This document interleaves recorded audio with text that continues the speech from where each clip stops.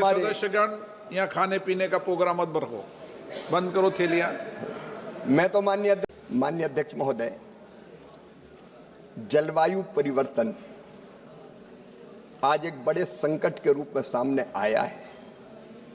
हमने इस बार भी देखा, लगातार 6 महीने तक बारिश होती रही, धरती की सतह का तापमान लगातार बढ़ रहा है, पर्यावरण बिगड़ रहा है और प्रधानमंत्री नरेंद्र मोदी जी ने जलवायु परिवर्तन के खतरों को पहचाना है और सारी दुनिया के सामने ये संकट खड़ा है।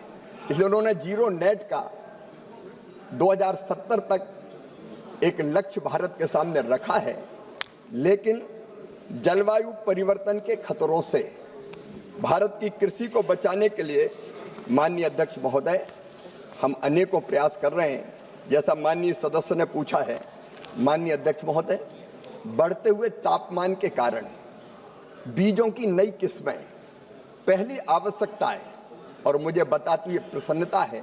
ये माननीय सदस्यगण यहाँ खाने पीने का प्रोग्राम मत रखो, बंद करो थैलियां। मैं तो माननीय अध्यक्ष महोदय किसानों की बात कर रहा हूँ जिनके कारण खाना पीना होता है। नहीं, आपसे नहीं कह रहा हूँ मैं, इधर खा रहे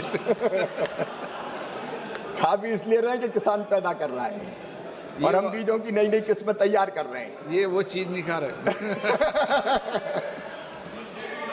अब ये विशेष क्या खा रहे हैं माननीय अध्यक्ष महोदय, मुझे इसकी जानकारी नहीं है।